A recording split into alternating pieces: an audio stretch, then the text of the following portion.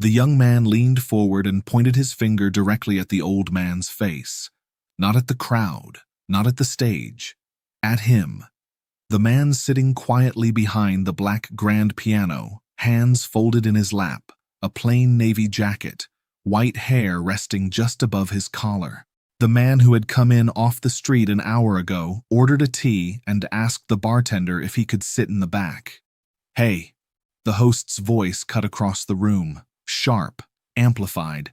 "If you know Hey Jude so well, since you're humming it loud enough for the whole room to hear, then go ahead, sit down, play it, show us." A smirk pulled at the corner of his mouth. "If you actually know it." For a moment, no one moved. 43 people in a dimly lit music venue on Bleecker Street, Greenwich Village. Exposed brick. Low amber lights. The faint smell of old wood and cold coffee. A Tuesday night in September 2019 that was supposed to be like every other Tuesday night. And now every single pair of eyes in that room had shifted to the old man at the piano. He didn't flinch. He didn't look away. He simply looked back at the host with an expression that carried no anger, no embarrassment, only a kind of patient stillness, the stillness of a man who has been on 10,000 stages and has nothing left to prove to anyone. In the far corner of the room, half hidden in shadow, a man with long dark hair and round amber glasses set his drink down on the table. Slowly, deliberately. He had been watching from the moment the host raised his voice. He had seen everything, and something behind those amber lenses had shifted. Something quiet and cold and absolute, the way a decision looks right before it becomes action. Nobody in the room knew who the old man at the piano was. Nobody knew who the man in the corner was either. Not yet, but that moment didn't start there. It started 60 years earlier in a city far from New York, with 2 teenage boys and a shared obsession that would change the sound of the entire world. To understand what was about to happen inside the lamp room on that Tuesday night in September, to understand why a pointed finger at an old man's face was about to become the most consequential mistake that young host would ever make in his career, you have to go back, all the way back to where the music began. If you love stories about legends who never needed to prove themselves, but did anyway, subscribe right now and ring that notification bell. You are exactly where you belong. Marcus Hale had been told he was talented exactly enough times to make the silence painful when it stopped. He graduated from NYU's Clive Davis Institute in 2013 with real skill and a belief that the music industry would recognize it quickly. It didn't. He spent 6 years writing songs on spec, pitching to mid-tier labels, taking meetings that ended with handshakes and no callbacks. He was good. Genuinely good. But the distance between good and great is the cruelest distance in music because you can hear the gap even when nobody else will say it out loud. By 2018, he stopped chasing and started building. He leased a back room on Bleecker Street, hung Edison bulbs from the ceiling, pushed 43 chairs into rows, and named it The Lamp Room. He launched a Tuesday singer-songwriter showcase and promoted it relentlessly on every platform he could find. Within 8 months, it had a following. Music bloggers mentioned it. NYU professors sent their students. A record scout showed up once, and Marcus talked about it for 3 weeks. He wasn't a star, but in this room, behind this mic, with these lights, he was somebody. And that somebody had a shadow. He had developed the habit of public correction, wrapped in encouragement.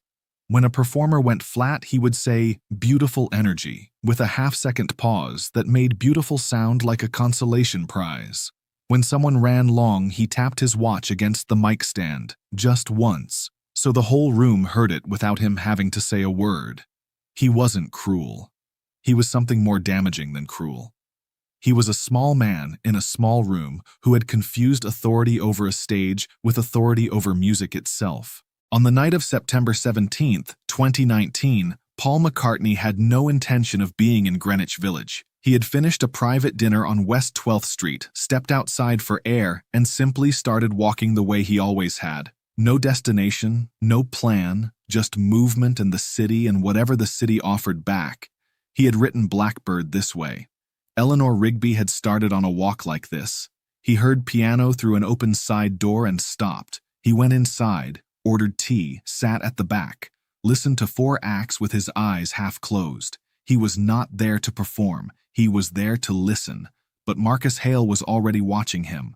The man in the corner had arrived 40 minutes after Paul. Nobody noticed him come in. He moved the way a man moves when he has never once in his life needed an entrance. No announcement, no pause at the doorway. He simply walked through the door of the lamp room, scanned the room once behind those round amber glasses, and chose the darkest corner table available. The one farthest from the stage, farthest from the light, and directly across the room from the old man sitting quietly at the back.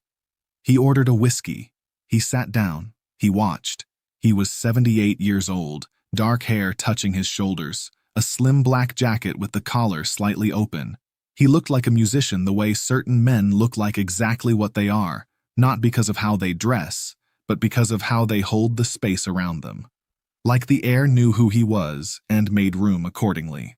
John Lennon and Paul McCartney had not shared a stage in nearly 50 years. They had spoken over those decades, carefully, occasionally, the way 2 people speak when the thing between them is too large and too old to approach directly. They had written letters. They had sent messages through mutual friends, but the wound of the split, the lawsuits, the Rolling Stone interview where John had said things Paul read alone in his kitchen and never fully recovered from, had never closed all the way.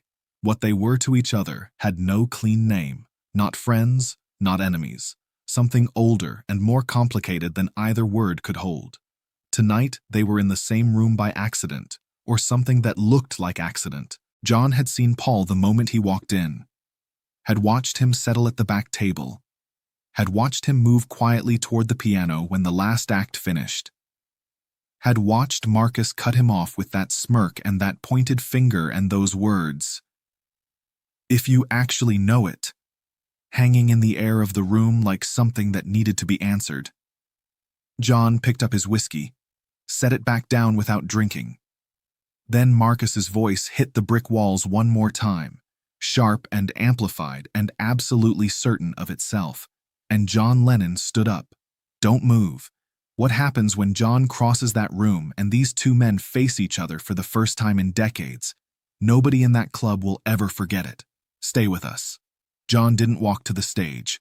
He walked to Marcus. He covered the distance between his corner table and the host's microphone in 12 quiet steps, and every one of those steps landed in complete silence because the room had already understood that something irreversible was happening. He stopped 2 feet from Marcus, close enough that Marcus couldn't look anywhere else. He took off his glasses, folded them slowly, and looked at the young man with eyes that had been on 100 million album covers and had long since stopped needing to perform anything for anyone.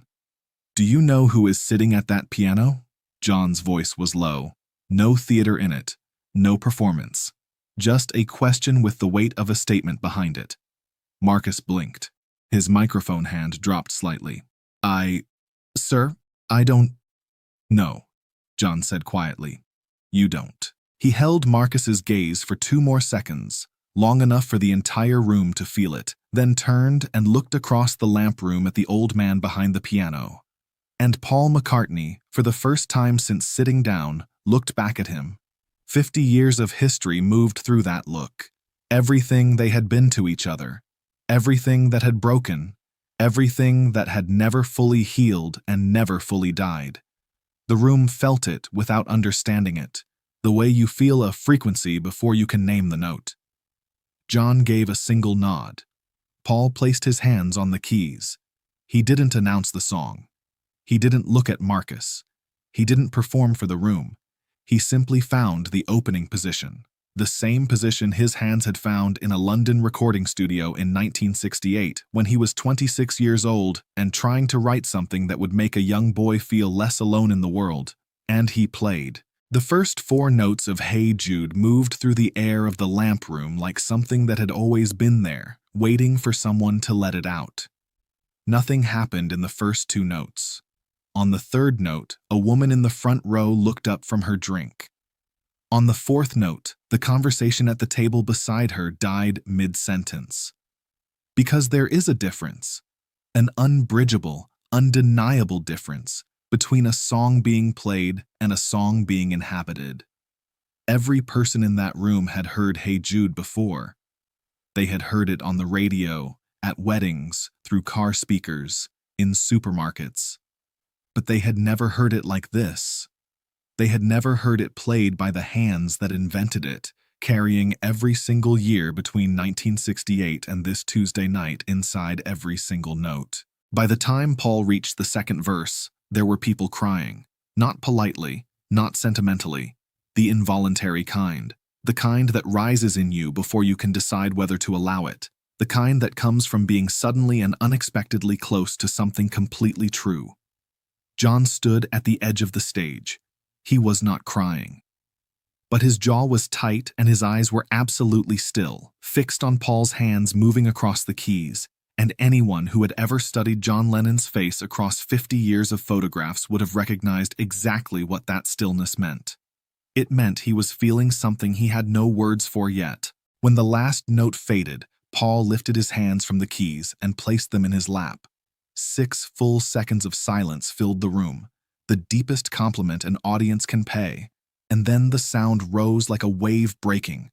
43 people on their feet, some of them still crying, some of them trembling, all of them forever changed by a Tuesday night they had no idea they were walking into. Marcus Hale stood at the edge of the stage. His microphone was at his side. His face was the color of chalk, because the long silver hair, those hands on the keys, that melody, it had all clicked into place at once, the way a lock opens, suddenly and completely and with no going back. The man he had pointed his finger at was Paul McCartney. John walked to the piano, sat down beside Paul on the bench. The two of them side by side, shoulder to shoulder, for the first time in half a century. "You still rush the third verse?" John said. Paul turned to look at him. A long beat passed between them. "You always said that. I was always right. And in spite of everything, 50 years of silence and distance and complicated grief," Paul McCartney smiled. It was John who spoke to Marcus first. Paul would have been gracious about it. Paul would have shaken the young man's hand and said something kind and made it easy for everyone in the room to breathe again. That was Paul's way, always had been, but John was not Paul's way, and everyone who had ever known both men understood the difference immediately. John stood up from the piano bench and walked to Marcus with the same unhurried certainty he had carried his entire life. He stopped close, not threatening, just close enough that there was nowhere for Marcus to look except directly back at him. "You pointed your finger at his face," John said. Not an accusation. A fact, stated plainly, which made it worse than any accusation could have been. Marcus opened his mouth. I genuinely didn't know who." "That's the whole point." John's voice stayed low and even. "You looked at an old man who sat down at a piano and you decided, before he played a single note, that he needed to justify himself to you, in your room, at your microphone. You made him earn the right to touch the instrument. He let that land. Think about what that means." The room was absolutely silent. 43 people barely breathing. Behind John, Paul had risen from the bench and stood quietly, not intervening, not rescuing, simply present the way he had always been present, steady and watchful and giving the moment exactly the space it needed. Marcus looked past John at Paul. His voice had lost every trace of the authority it carried an hour ago. "Mr. McCartney, I am genuinely sorry. I had no idea." Paul studied him for a moment, the way a man studies something he is deciding how to feel about. "I know you didn't." His voice was even and without cruelty. "But that's exactly what I want you to sit with. Not that you didn't recognize me. That it would have been just as wrong if you had recognized me and done it anyway. The piano doesn't care about your sign-up sheet. The music doesn't care who you think deserves to play it. It only cares whether the person sitting down means it." Marcus lowered his head. When he looked back up, his eyes were wet. He stepped aside from the microphone, physically, completely, and gestured toward the piano. If this story is reaching something real in you right now, subscribe to this channel and hit that notification bell, because the best part is still coming. Don't go anywhere. they played in my life. Not because it was the grandest choice, not because it was the most famous song in the room that night, because it was the truest. In My Life was the song that had always lived in the exact center of everything John and Paul were to each other. The places they had shared, the people they had loved, the years that had passed between them like water that couldn't be held and couldn't be recovered. John had written it in 1965 when he was 24 years old and had no idea yet what the next 50 years would cost him. Paul played. John leaned into the melody and sang, not for the room, not for the 43 people standing on their feet with their hands pressed to their mouths, but for himself, the way a man sings when the song belongs to something private and enormous inside him. And because of that, because it was private and real and completely unperformed, the room received it like a gift that hadn't been meant for them and was more precious because of it. An older man near the back, maybe 65, maybe 70, sat with both hands flat on the table and his eyes closed. Whatever the song had returned to him in that moment was his alone. Nobody asked. Nobody needed to. When the last note settled into the air and disappeared, John and Paul sat without moving for a long moment. The room held its breath and let them have it. Then John stood, straightened his jacket, and said, quietly, to no one and everyone at once, "That is what a piano sounds like when someone who belongs on it sits down." He picked up his glass, looked at Marcus one final time. "Don't forget this." Marcus nodded. He wouldn't. Nobody went to the press. The 43 people inside the lamp room that Tuesday night held what they had witnessed the way people hold something they instinctively understand is rare. Carefully, quietly, with the private knowledge that speaking about it too loudly would somehow diminish it. A few photographs appeared on a small music forum 4 days later. The caption said simply, "Something happened in Greenwich Village on Tuesday night. Can anyone confirm this?" The comments filled with disbelief. Only the people who were there knew the answer. Marcus Hale continued running the Tuesday showcase. He never missed a single week. But something fundamental had been reset inside him, quietly, permanently, the way the most important changes always happen. He stopped tapping his watch against the mic stand. He removed the sign-up sheet from the door and replaced it with a single handwritten card that read, "No audition required. Every player welcome. Every voice belongs here." He never explained to his audience why. Paul McCartney flew back to London that Thursday. 6 months later, a journalist asked him about an unplanned performance he had reportedly given in a small New York venue. Paul smiled the way he smiles when something belongs to him, and he intends to keep it that way. "I played a few notes for some good people in a small room," he said. "It was a very good night." He never mentioned John. He didn't need to, because the people who were in that room already carried the whole story. And the whole story was simply this. 2 men who wrote the soundtrack of the 20th century sat down together at a piano on a Tuesday night in Greenwich Village and reminded every single person in that room why music was invented in the first place. Some gifts arrive without warning. The ones that change you always do. If this story moved something in you, and I believe it did, subscribe to this channel right now and ring that notification bell. Because the next story we are bringing you is just as powerful, just as real, and you do not want to miss it. We will see you there.